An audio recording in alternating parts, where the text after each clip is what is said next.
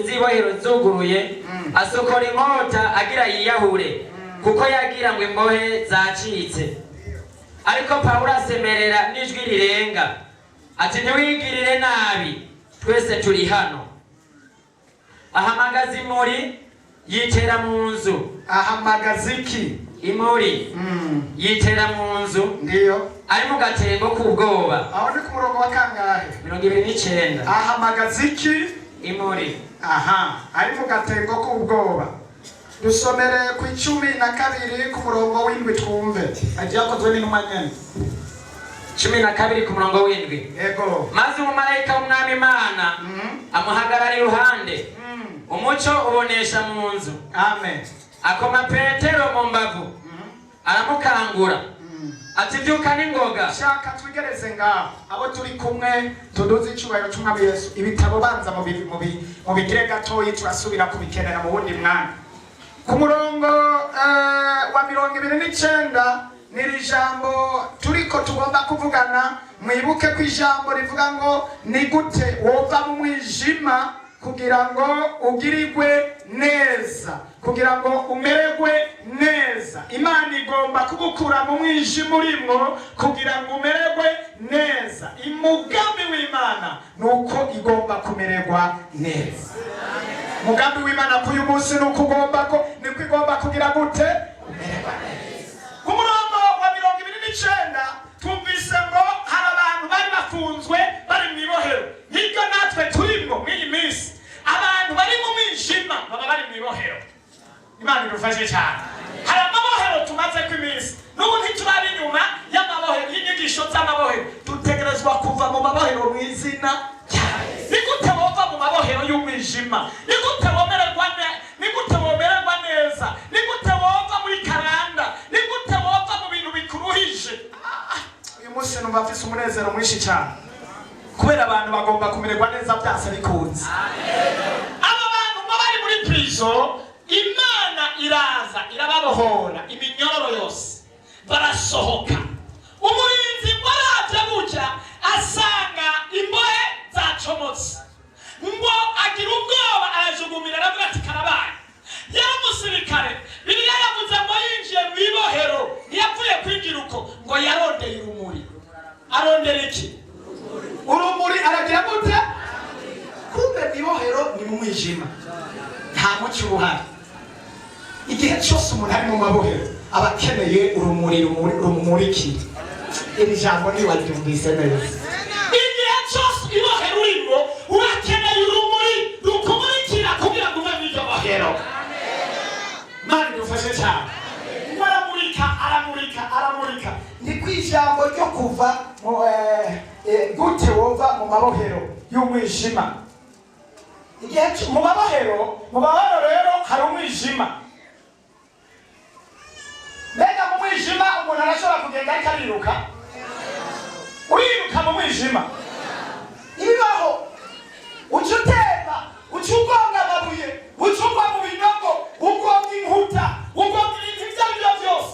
Ni ukuvuga ngo igituma ibikorwa byose wategerezwa gukora bitariko biragenda neza mu bubangutse ngo wiruke ni uko hakiri umwijima. Mu mwijima bagenda buhoro buhoro. Mu mwijima bakoresha ukuguru bumviriza mu kururuka kuko ntiyabahabona. Mu mwijima abakoresha barakabakaba mu mwijima. Nicyo gituma n'ibintu uri kurakora nawe uguma ukabakaba. Ukora ibintu nk'uko umenga si ibyawe. Ukora ibintu umenga si ntunyaruka. Amaguru yawe ukora ibintu nk'uko umenga ntiwabyize. Ugenda ukoresha ushakisha kubera uracyari mu mwijima. Urafatafata urashakisha. Umuntu ari mu mwijima ntabona kure.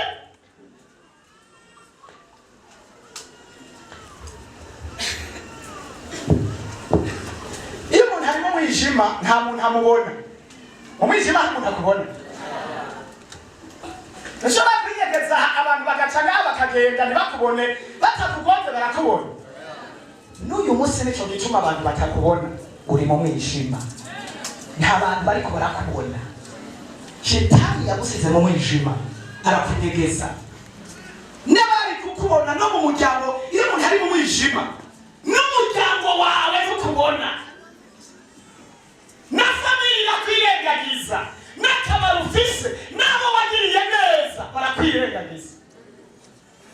kweli ubu uri mu bihe utaboneka kubera umwijima ariko ntacyo bitwaye.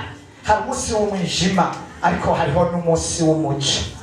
Imana mu kurema ibintu byose biribwa ngo ubwa mbere hari ubuzima hari umwijima. Imana iravyibona abantu ntihoga umwijima ishiraho umuco. Imana ishiraho umuco. Imana igushireho umuco mu izina rya Yesu. Umuntu ari mu mwijima rero ntaboneka. Umuntu ari mu mwijima. Jewe nkunda kuraba umukobwa aba ari mu mwijima. Urashobora kubona umukobwa mwiza urabishije amaso gutya, ukarabana umukobwa yirabura neza afise ubwirabure bumukwiye bien, taye nziza, inkomezi zose, amashuri yose, wamuroba wamubona ukabona ko ari umukobwa mwiza. Ukabona umukobwa afise inzobe, ukabona umukobwa afise igikundiro, umuravye gutya ukabona ko ari umukobwa mwiza. Mugabo iyo umukobwa ari mu mwijima nta bantu na bamwe bigera bamubona, n'abari kumubona ntibamubona kubera hari ikintu kiba kibakingiriye. Niyo bamubonye umwanya mutoyi hakatanze ikintu kibabwira ngo uyu ni umunyangeso mbi, uyu ni umusenzi, uyu yakorera Imana, uyu ni umunyabwishe. Ari mu bwijima ntibamubona. Hano hari abakobwa beza ni kubera iki batababona?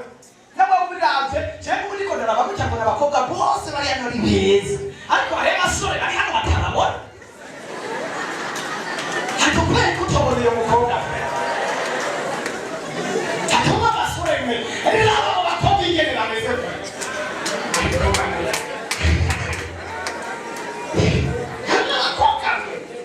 Ariko nikibazo abakobwa ni beza ku buryo bw'umubiri mbere no mu buryo bw'impera. Mugabo harakane kavirigire Satani yasize kuyo muhungu gatuma naba ntabone. Hano kavirigire yasize kuwo mukobwa gatuma bamuraba ntibamubone. Uyu munsi kakurweho mu izina rya Yesu. Bibango basoraba ntibabone babwirwe ntibumve. Uraza amajambo abona babiriye n'abahungu mwe raba neza ariko ntibumve. Hatuma abahungu mwe muraba neza. Nawe urimo ukanura mukabona neza kwera. Ariko abakobwa mwe ariko uyu munsi mu masengesho tugira turirukana akantu gatuma batabona neza, akantu gatuma batumva neza, kugera umwijima barimo bavamo mwijima. Iri mwiza Satani yagusize kwa gakode ko bakabarozi, ko bakakaranga, ko akabantu bagukoreyeko. Utwara itomati kudandaza itomati nziza, biga itomati byiza byiza ukabitereka ukabishira ku majana 5. Ibyari n'ibihumbi 5. Ubundi akadandaza ibiponde. Umuntu akaza yagera hano akabona ibiponde gusumba itomati. Muri wakatari umubwira ngo ibi bitomati bijyamo n'ibihumbi 5 wose ibyanje akacaja kuraba bya biponde. Ukibaza none uyu muntu adandaza ibiponde byatobaguritse bimwe birimo na mota binuka nabi birimo n'utundi dukoko. Yahize itomati zanje ugatinduka nakoko kavuga ngo ndamanu yasize ku majana 8 majana 5 bakakuraba bakibaza ngo nibongo n'ukubesha bakaguma baja mu biponde.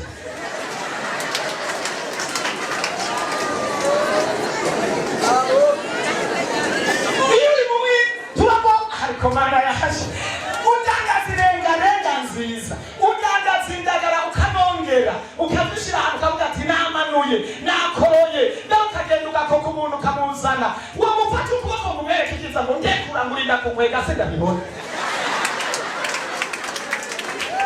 Iri Mumabohero ndi mumwiza Satani yagusize ahantu uragira resitora ugacopora umusose ibyo ukaziteka ukazishiranga ukarindira umuntu yinjira ukamubura. Ukabona abantu bateretse hajya isafuriya n'ibiharage hajya kwibarabara n'icapati hajya kandi wowe uri mu nzu n'amatapi n'intebe waringanije n'ibikombe byiza n'ibintu byose bimota. Ukabona wanditse ko n'ibyandiko byiza aho kubona iyo nzu bakaguma bagenda ngo nitiriye twatesa nitiriye twatara n'ibarabara bakagenda kwa mama nitiriye.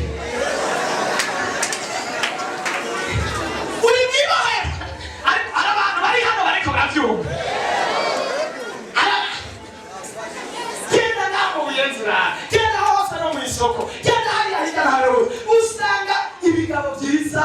abamotari beza, abasore, bajya bahagaze kandi hano ukabona umuryango n'intebe ntibinjira.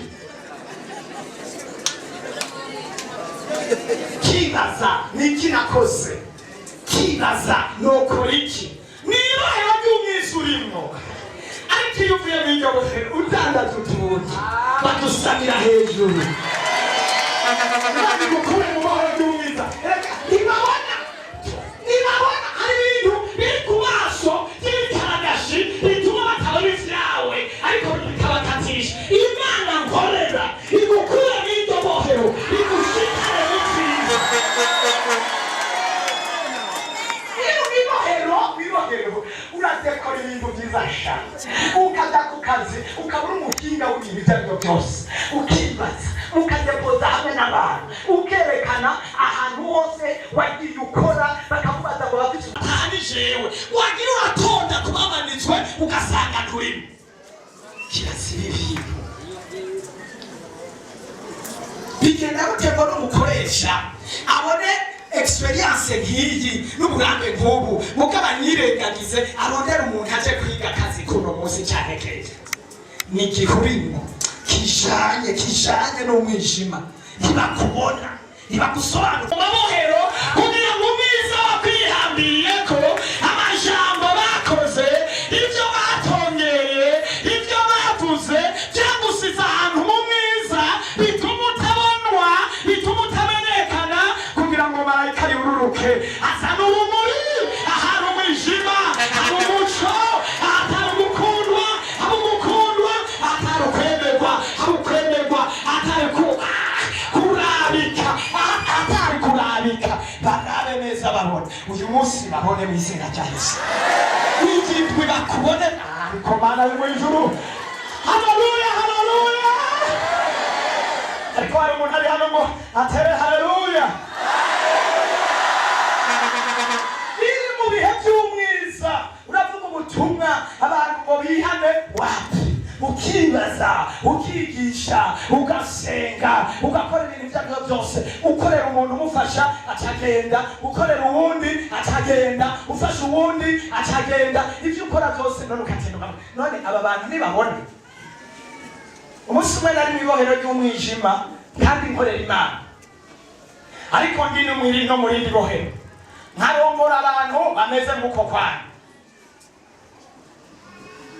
nkamba mw'ipantaro imwe n'ishati imwe, hagati mu ndwi nkaza gusenga nambaye ikambambiri, kandi ndongoye abantu bambaye ibirato, bambaye n'amashati baguma bakuranye. Kavuga none burya bajya abantu barabona cyane ntibabona.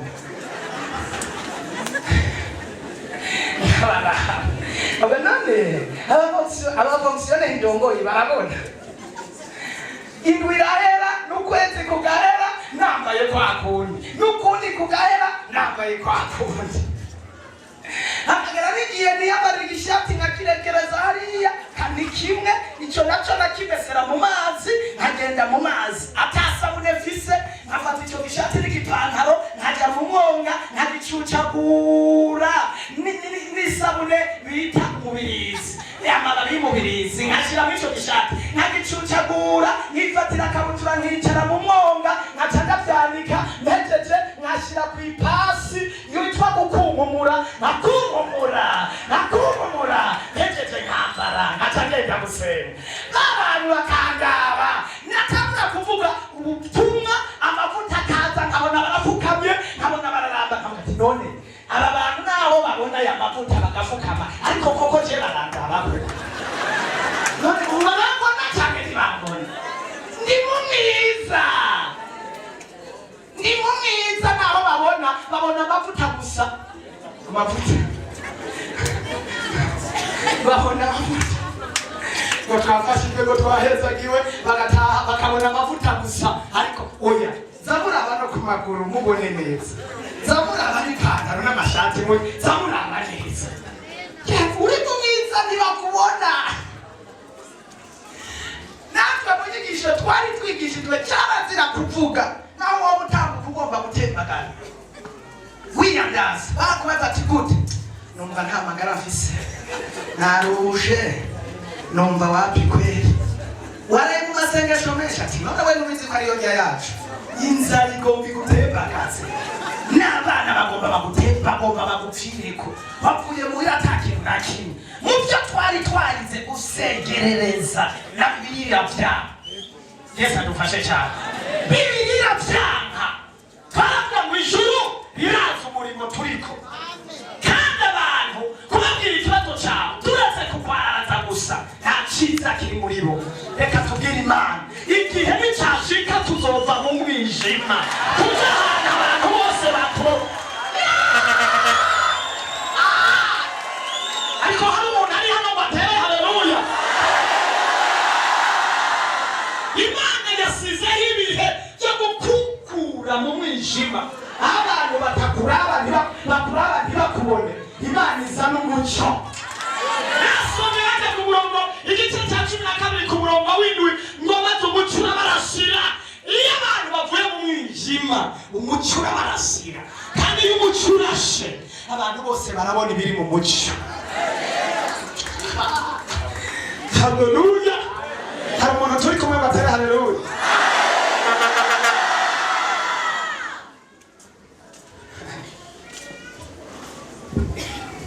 iyo umuntu ari mu mwijima Imana ibamugisha mwe muri ko murabiba aho mwe bamaze kubona amavuta nicyo gituma muri ko murabibira n'amavuta mwebwe ntimukiraba amavuta gusa muraba vyose yawe aho narindi baraba amavuta bagahezagirwa bagakira bakitahira uko ariko Mana yo mwijuru iyo umuntu ari mu mwijima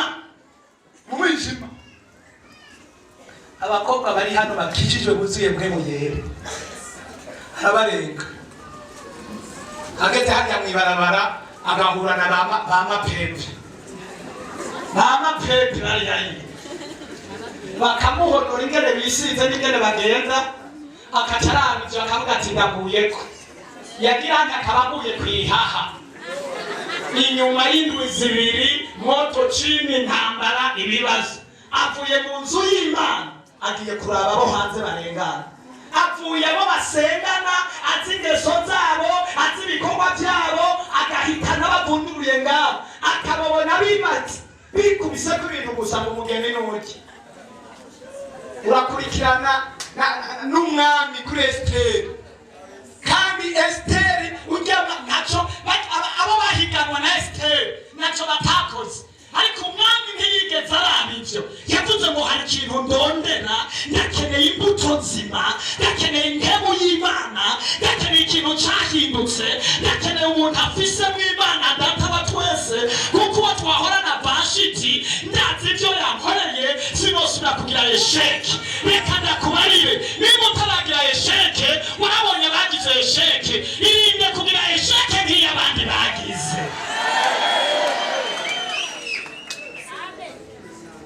hari umuntu ari hano watera haleluya utegerezwa kwigishwa n'ibindi by'abandi bantu baciyemo naho wowe si ngombwa ngo birinde kukwigisha urinde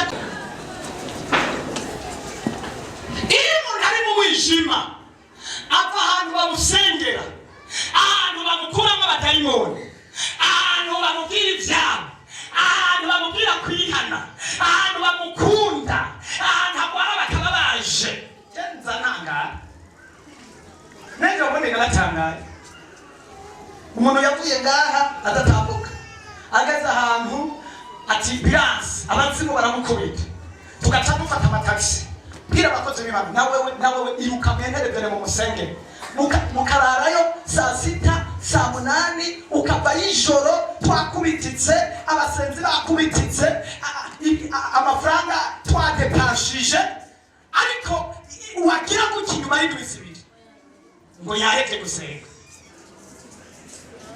wagira ngo inyuma y'indwi zibiri cyangwa kwezi ngo yagiye gusengera ahantu kandi aho hantu asengera wibaza ngo bazofata taxi mwebwe reka ndababaze mwebwe musengera ahandi hantu muba mwaje musengera ahandi hantu ni hehe ushobora gufatwa uri umukristo ugahamagara mwongere ati ndarembye biranse abakozi b'Imana bagafata amataxi baza kugusengera uri hose oya tufata harahari mwasengeye ahandi twe turi hano ntituraja gusengera ahandi twavuye aho twari tuza muri repantance kandi nta naho twiteze kuzoja kuko aho turi igicaniro kiratubumvye tunuze icyubahiro cy'umwami Yesu umuntu yahura n'ikibazo amafamiye agahaguruka abavugabutumwa bagahaguruka abasenzi bagahaguruka mbere bakamuzana yapfuye umuntu bakamuzana yapfuye yacitse imitsi mu mutwe yaboze yanutse bamuzana ku nderuzo yakira inyuma y'imizi ibiri ukaca usanga agiye ahantu atari umuntu n'umwe azomenya ko yaje gusenga urumva shetani akamuhuma amaso akakubwira ngo hajyana yakwiye kumuba ku gicaniro cyakubohoye kikaguha ubuzima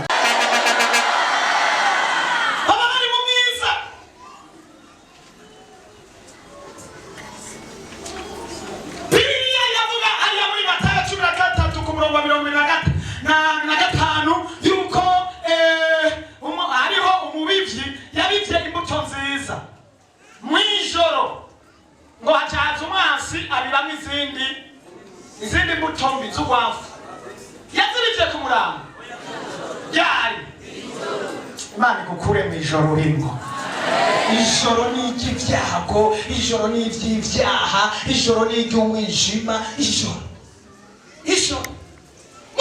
ashobora guheba ahantu yaririmbira agasengera agakizwa akagororoka ukaza wumva ngo agiye hari ukaza waraba abantu akurikiye n'abasambanyi n'imborerwa n'abesitro ku mugaragaro yanyuje ukaguma amuguma kubera umunsi umwe yaramusengeye amusengera ari mu mwijima ujya mwijima ucura mu kwegera akwegwa n'amavuta y'umwijima azogendera inyuma yiwe azoca hose atembagariye ku kinogo nawe amusangaye mwirinda abantu bapfa kubasengera mutabazi kuko bazobateragiramo ivyo bafise nivyo bazobaha Yesu adufashe turiko tuvuga umwijima Imana igukure mu mwijima haleluya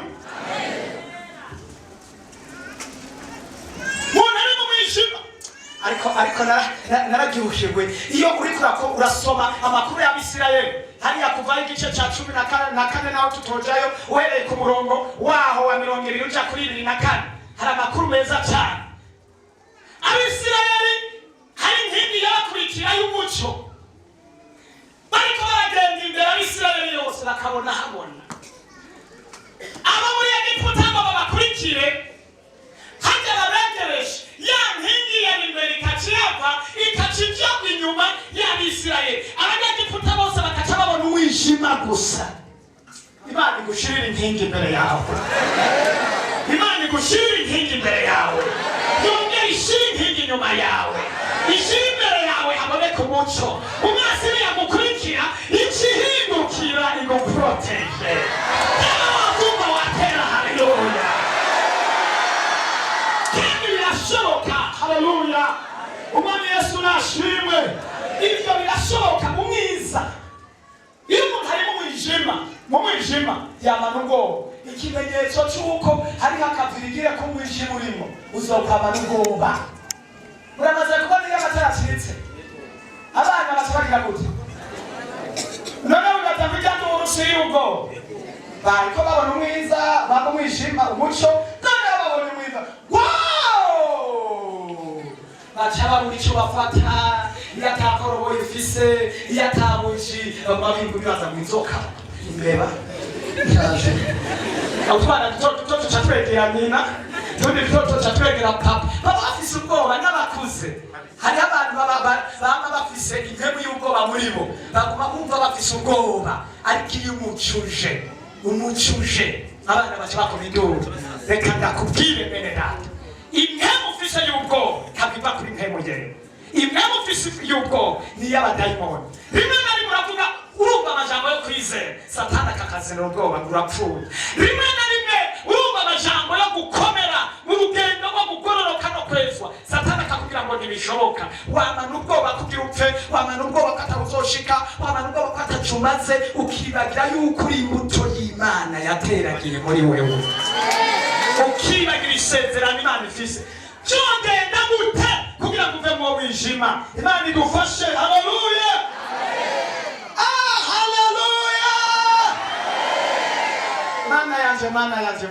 mana. Dusomereza muri basi y'ijana n'indwi ku murongo wawe 13 na 14 twumve. Nyarutsa we. Numva mfise ibintu tugomba kuvugana kandi numva. Zaburi y'ijana n'indwi ku murongo wa 13 na 14. Turasoma mu izina rya Yesu Kristo. Abo mumaze batakambira uhoraho muri ayo magorwa yabo. Yes. Abakiza amarushwa yabo. Imana ishimwe. Abakura mu mwiza no mu gitutu cy'urupfu. Aca iminyororo yabo. Amen. Abamaze kumenya ukuri batakambira umwiza, bamwe batakambira Imana ibakura mu mwiza, ibakiza amagorwa yabo. Amagorwa urimo turakwiye gutakambira Imana ikadukura mu mwijima ikamushyira mu wundi muco. Y'abajumba batera haleluya.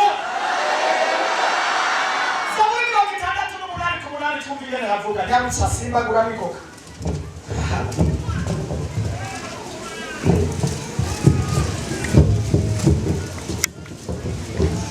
Itandatu n'umunani ku murongo w'umunani aravuga ngo isi yahinze agashitsi, amajuru ashongera imbere y'Imana. Sinayi uriya uhindira agashitsi imbere y'Imana, niyo Mana y'Abisirayeli. Amen. Turagomba ko isi hinda agashitsi kubwo gutabarwa kwawe. Tubandanirize hinda agashitsi, tubandanirize udusomere Rusi gatatu ku murongo wa mbere. Rusi uvuye ku bacamanza ucushika kuri Rusi n'ingoga. Uvuye ku bacamanza ucushika kuri Rusi, ni gute womererwa neza uvuye mu mwijima wasizwemo n'abarozi, wasizwemo n'abadayimoni, wasizwemo n'impemu mbi, wasizwemo n'ibyaha wakoze, wasizwemo na karani. Ni gute Rusi uvuye ku bacamanza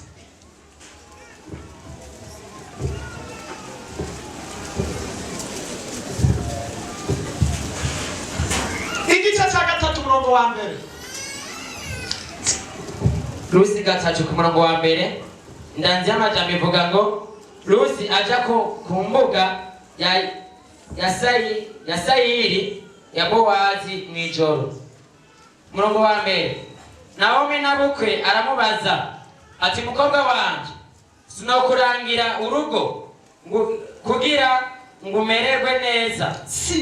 Naomi abwira umukobwa, arambwira ati mukobwa wanje sinokurangira urugo kugira ngo ugire gute umererwe neza. Imana ifise umugambi wo ko abana bayo ko bamererwa neza. Warukwiye kutera haleluya. Imana ishimwe. Ntabwo gufashwa cyane. Sinokurangira urugo kugira ngo umererwe neza. Imana iragomba ko tumererwa neza. Umugambi w'Imana, Imana ishaka ko tumererwa neza. Haleluya. Sinokurangira kugira ngo umererwe neza bandani. None ni hayo Bowazi wo mu muryango wacu, umwe w'abana n'abigeme biwe. Umva iri joro aragosoreza Sayiri kuri ya mbuga. Nuko kuri gatatu nuko wiyuhagire wisige, wambare imyambaro yawe. Wiyuhagire wisige kandi wambare imyambaro yawe, umanuke uje ku mbuga. Ariko ntumwiyereke atararangiza kurya no kunywa. Nuko rero niyaryama witegereze ahaja kuryama, nawe ujeyo worosore ibirenge vyiwe uryame, nawe arakubwira ico uja gukora. Gatanu aramwishura ati ico umbwiye cose ndagikora. Aramanuka aja ku mbuga abikora byose nk'uko inabukwe yabimubariye. Bowazi amaze kuryama no kurya no kunywa, ahimbye mu mutima. Shaka wigereza aho dukomera amashijambo y'Imana. Ni gute wava mu mwijima ukamererwa neza? Ni gute wava mu mabohero ukamererwa neza?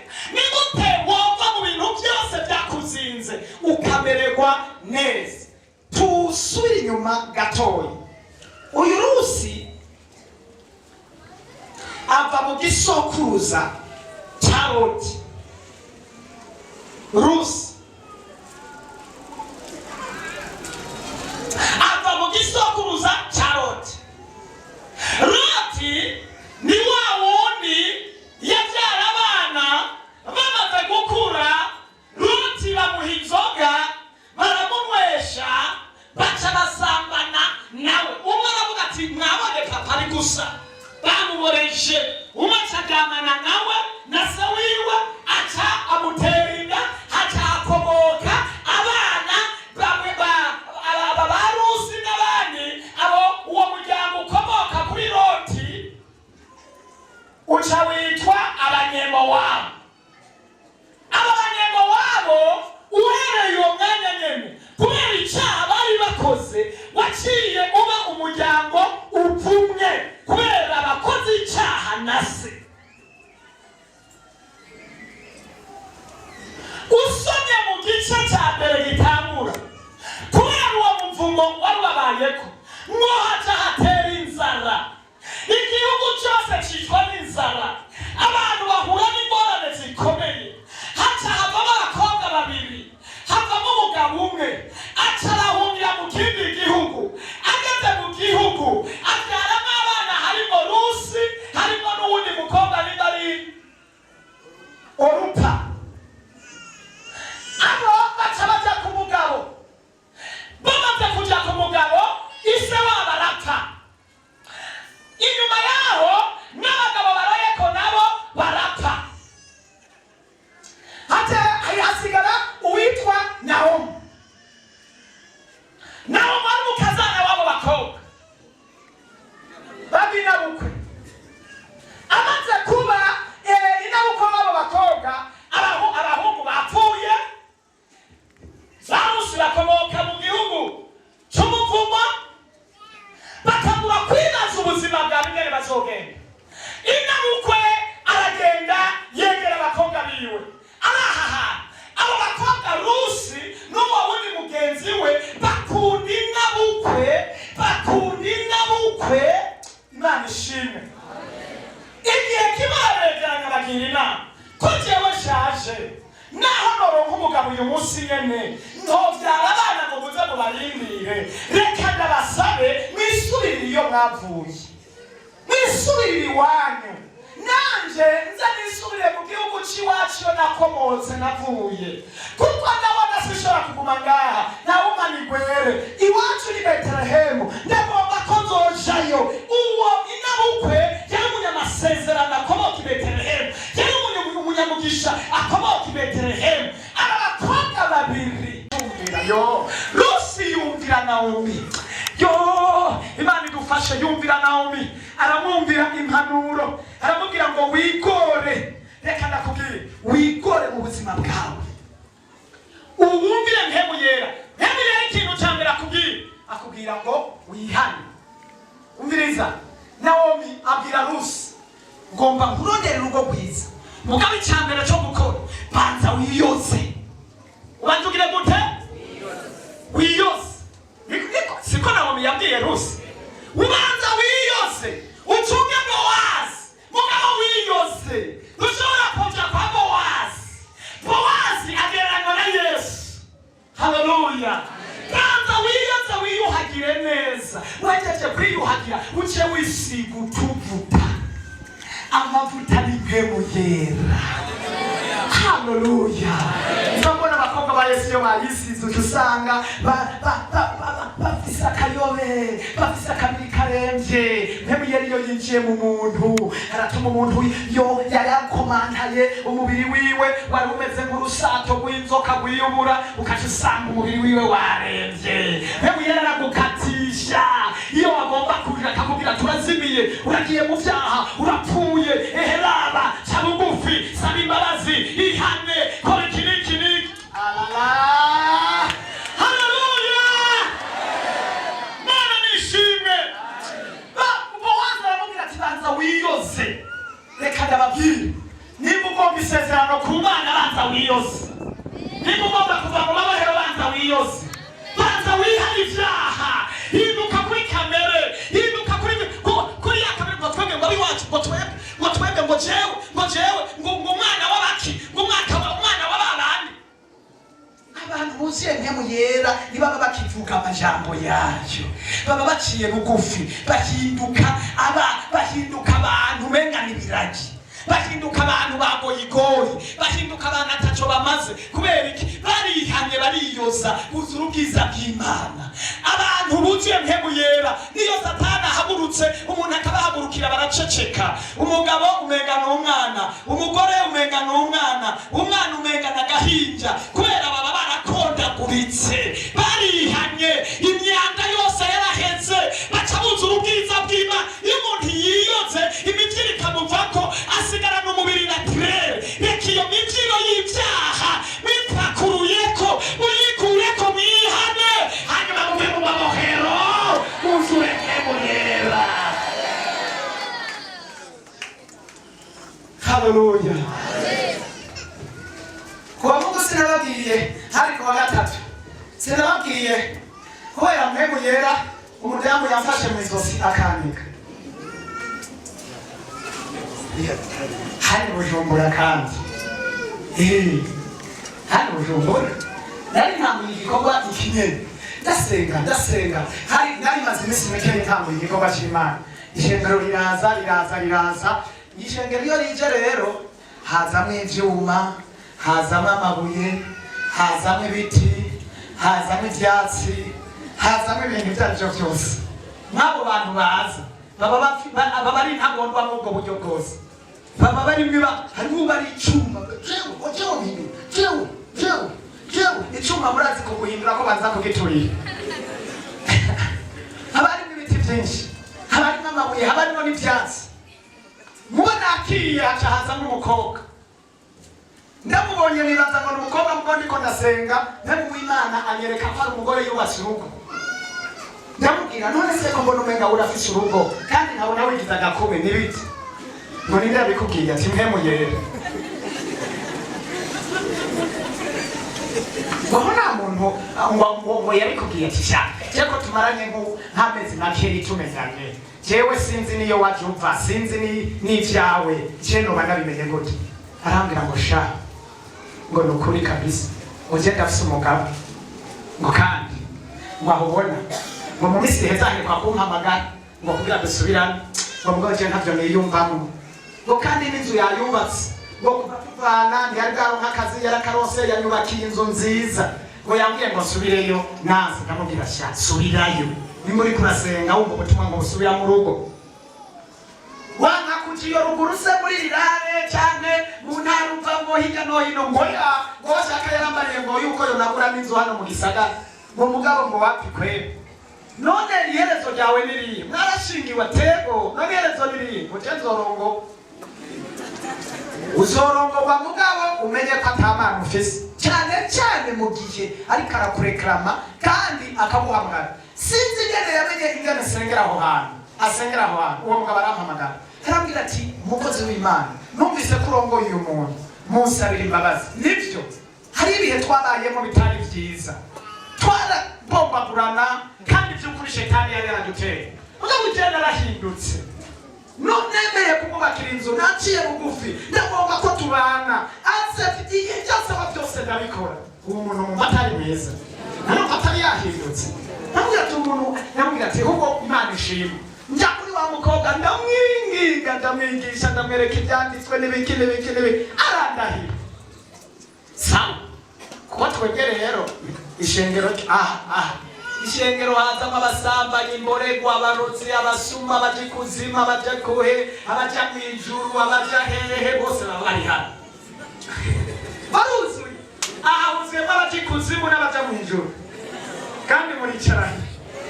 Aha huzuye n'abantu barara huzuye mpemu yera, abandi barara barakinda, abandi barara muri buwate. Sawa nakonde gumana nukuri kose, nuko ndamureka ati sawa.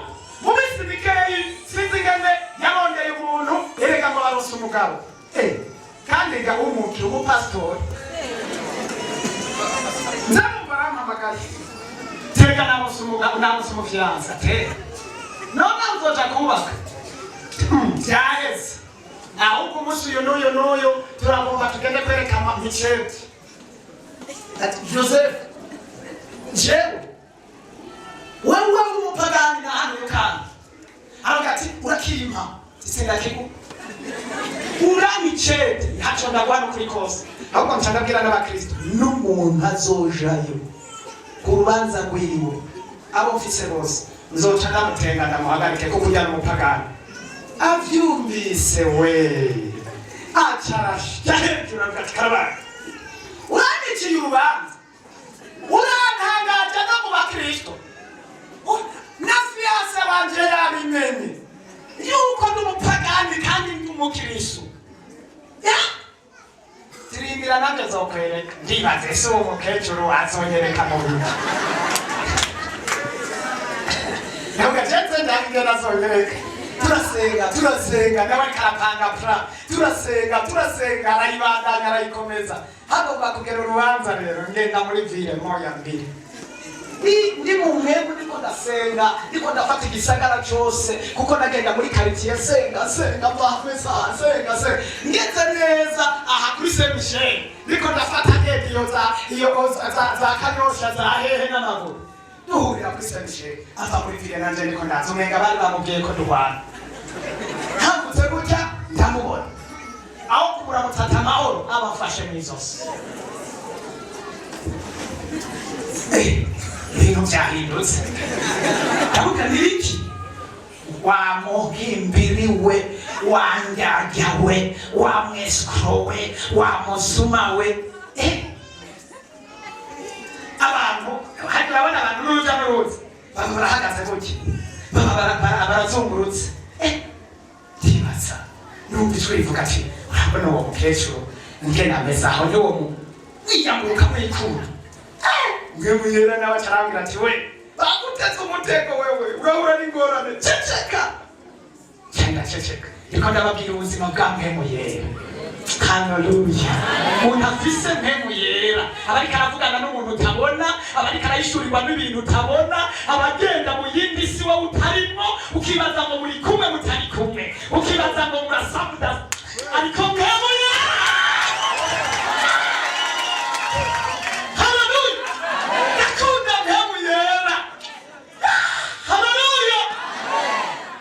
Mwemuyera we ngorongorwa na Mwemuyera nibo bakarima manishimwe yaceceka iza gutya ngo abantu baruzuye aha nkabona harimo abasore nkabona hari abantu hirya no hino nkabona bamwe bafise tujya tuntu umenga n'uturadiyo tujya dufata amajwi nkabona abandi umenga bagomba gukamera ndahora aguma arakwega uno munsi urabivuga neza misesha nagufashe kweli ndahora abandanya ngo wamusumu wa mesikro mugabo abantu bakamubaza none n'umusumu yakwivyiki ntavuga ico namwivye nanje banshikako wewe wa muhungu none wewe nibiki ahora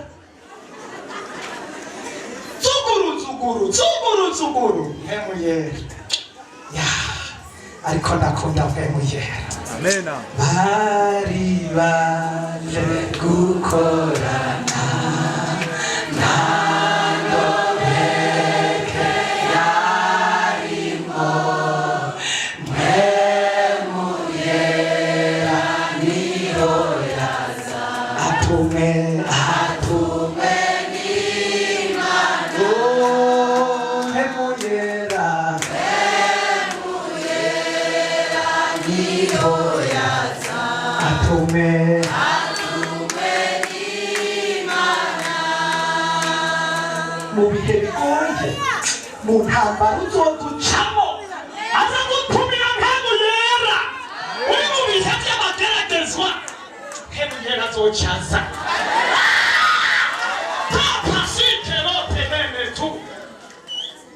mu bihe ubuzi ico gufata n'ico gukora Mwemuyera acaza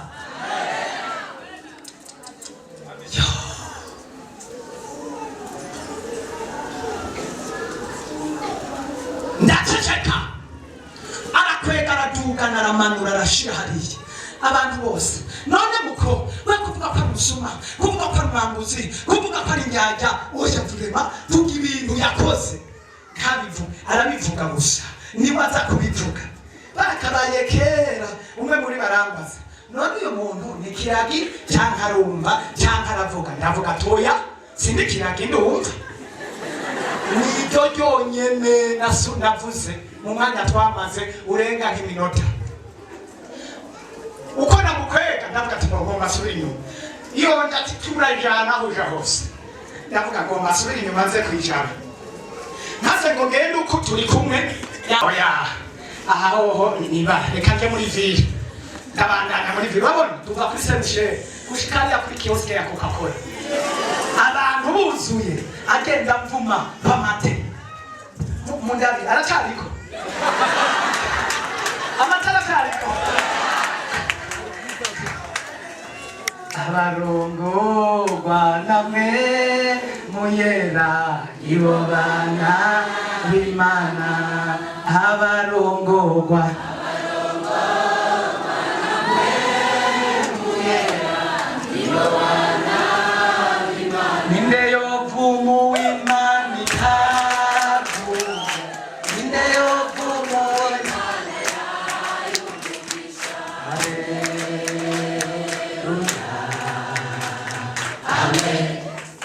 urashaka kubazana abana babandi bandazi kuvuga naratose n'amate nihanagura tugera hajya kuri kioske ya Coca-Cola none harahagarara neza na neza natangura kwibaza bya vyiyumviro narifize byo kuvuga ubutumwa hariya byafuditse mugo nkumva ijwi riguma rimbwira ngo ndi kumwe nawe ceceka ndi kumwe nawe ndi Imana yawe nturabe ivyo uriko uracamo na Yesu yarabiciyemo kandi kwicisha bugufi kwiwe kwamuhaye izina zisumba ayandi mazina yose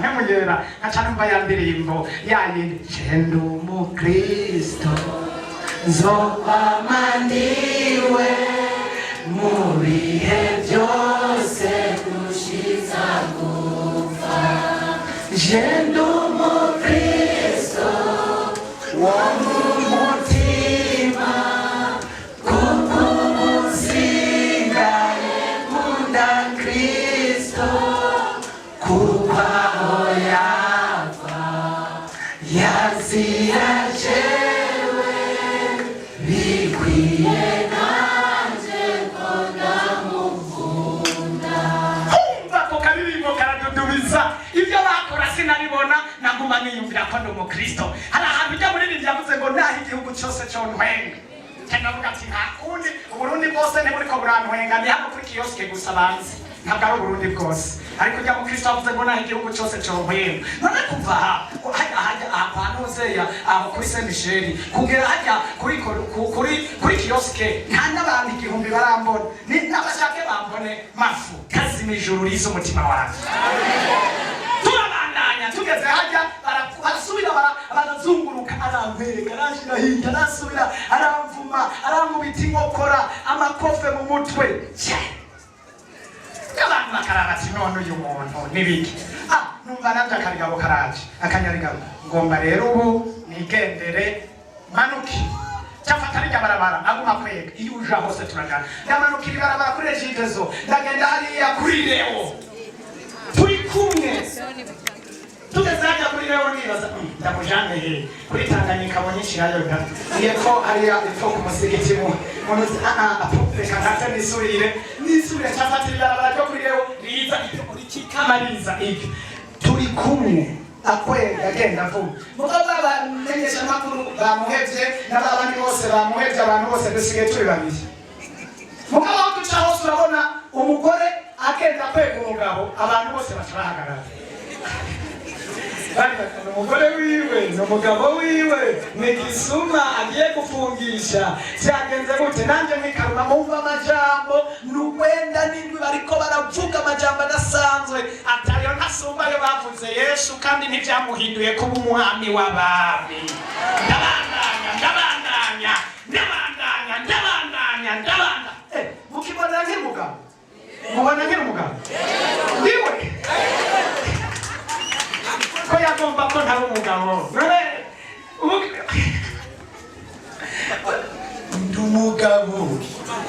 mfise n'urugo, mfise n'Imana, mfise n'ishengero nyoboye. Umugabo Shetani ntaza guhenda bakubwire ngo umugabo bwawe ngo umugabo ngo bagutwaye umugabo bagutwaye he ubugabo buva ku Mana, ubugabo buva kuri Mpemu Yera, ubugabo buva mu kwicisha bugufi. Na Yesu ntiyumviye ko ari ikintu cyo kumirako, ariko Bibiliya ngo yaragandutse aca bugufi, kandi kuganduka agaca bugufi ngo vyamuhaye izina risumba ayandi mazina yose. Mu bihe by'ingorane uzuca bugufi bizoguha izina risumba ayandi mazina yose. Ndaza ngeze hajya kwite ni bese hajya batangira amaperero ndagenda hajya numva ubwenge none ubunjehe koko ndaba mukizi cyo gihe none ubunjehe zibaza numva ijwi rirambiye ati ubu rero umukecuru ngomba ndamujyane mu rugombo nitwagumana ngiye mu rugombo mu ruvumera fate imodoka nigende mu rugombo nitwajana ndaheba ninagera iyo za rukoko ndababwira ati nyururusa turi babiri ndamucapa nipagana mu rugombo tukagera hariya hamwe ati ndashyize tukurirukana turi babiri ndamucapa inkomezi nazisumye amaguru nasumye nka utu yewe haleluya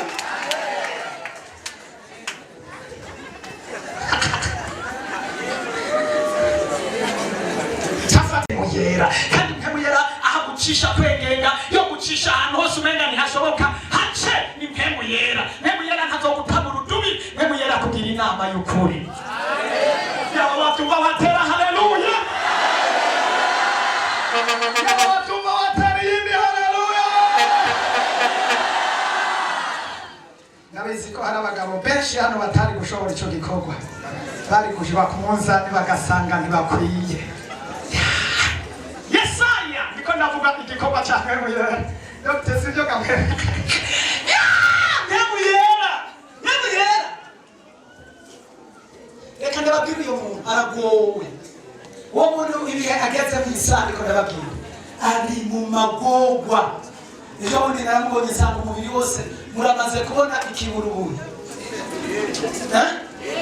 Cya kintu cy'ibibara kigenda ku giti cy'igikoko kirekire ikivumbura nikijya nyenewe umubiri warabaye nikivumbuka umubiri wose waraje ku isununu umubiri wose umuravye naramubonye turarabana guca ntiyamenya turarabana ukunda mumenya nawe ntiyamenya ntagishobora kumenya abantu uwo mugabo nawe yaroyemo acaragwa yari umupasiteri barahangana haraba intambara ikomeye ibara riragwa agetse yaratera akajagari mu ishengero yayo ibara riragwa n'abantu b'Imana muze muraba bo mu ishengero iwanyu mupfa muraba canke muwazana mu ishengero mubikako muraba ko bafise agakiza reka kuvumbukana ibintu ubonye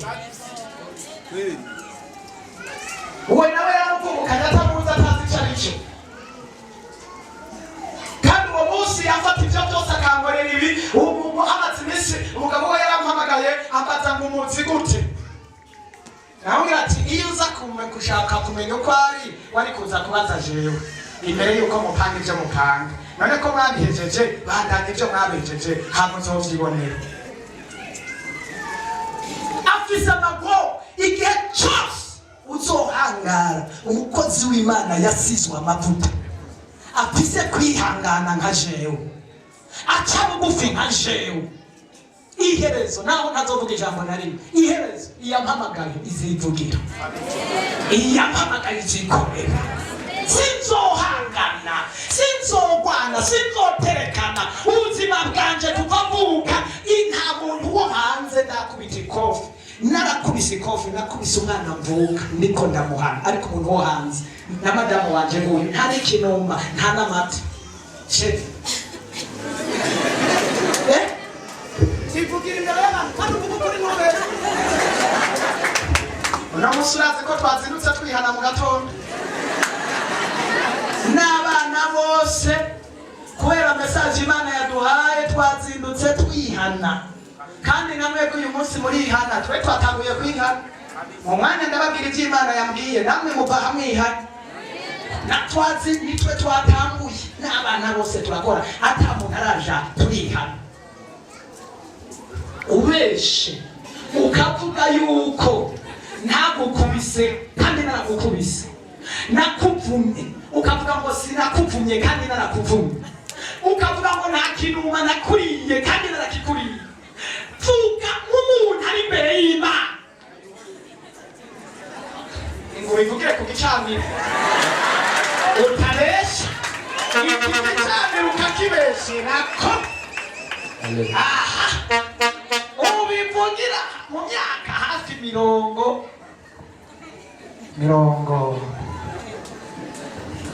itatu na tumaranye n'igihe ntari bwakizwe, kuva ntaranakizwa, ubuzima bwanje bwose ubushire ngaha uko burutabeshe, ahubwo utuma umbwira ati aha hantu waravyibagiye nari nabikoze uku warankoreye nabiri niri kugira nihane imbere y'Imana n'imbere y'igicaniro n'imbere y'ishengero. Bibiri ivuga ngo tubicete gisomeka abantu bose baraba bakabasoma. Nimba hari igikorwa ntegerezwa gukora muri mwebwe ntagihereye iwanje noba nareshuwe, kandi Imana yo mw'ijuru niyo cabona nk'umugabo. Kubahenda mwebwe no kubamasika mwebwe ntaco vyomara, ariko ijuru ryo niryo rizi umutima wanje kundusha, kuko jewe ndiko ndaja mw'ijuru. Yesu shima, amina. Ko ndaja mw'ijuru, agakiza kambere kabaho namwe nabivuze, kamenywa n'umugore wawe kakamenywa n'abana bawe. Abana nibo bamenya, n'umuboyi aramenya ko ukijijwe, n'umuyaya kuko niwe mubana. Ntabwo ukizwa muzamwerekanira muri korale no mwibarabara no mu maniro no mu makositime muri mu nzira ku buzi, ubwo sibwo kugira ngo tumenye umukizwa originali ashingirwa intahe n'uwo mubana.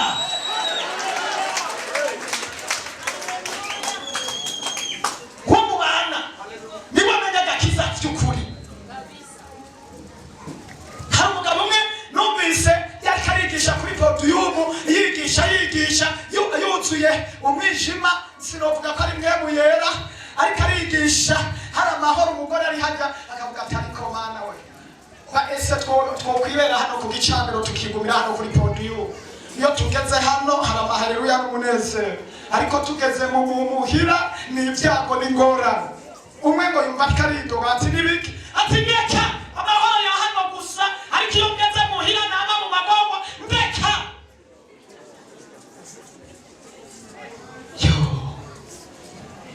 Ibyo umasika, ibyo winyegeza pastori na mwarimu na diakoni niwo musenga, uri hano uri masika ukambara neza, hagera ku mugoroba ukambara izabayangora n'abadiga. Uri hano wiyitwa umukristo, ugeze hariya muri biro niwe wa mbere wonona, n'abantu bakubonye bavuga ngo hirya shatani, hirya shutwa, ngujya ngo n'umukizwa. We Yesu araje, Yesu araje. Ivyo wanyegeje bizoja kumugaragara, bivuga ngo ivyo urabikora nanje nkahora, ukiyumvira yuko nkanye nawe gose, ariko nzoguhana mbishira imbere y'amaso yawe uko bigenda bikurikirana. Ntaho twokwinyegeza amaso y'Imana, ntaho twoyahungira. Nukwiye gutinya abantu, tinya Imana yo mw'ijuru yo yakuremye, ifise ububasha n'ubushobozi bwo kuguhana, ikagira ko ikagutembagariza muri gihenomu. Yesu adufashe cyane. Kubera iki abantu bahindagurika? Kubera iki abantu bahindagurika bameze nk'uruvo? Kubera iki abantu batohagarara ku mwami wabo? Mbega ninde yabaroze? Ariko Pawulo yavuze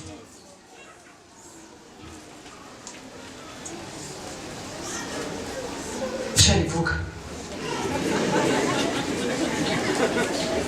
Yesu ashimwe. Nanezerewe cyane ko sheri wanje ampaye kaze kugira ngo hagire icyo nababwira ku byo twabanyije kuva tubana. Tumara imyaka 30, ngira n'ibiri cyangwa n'itatu gutyo. Jewe ntabwo arankubita n'umunsi n'umwe, keretse jewe namugerageje.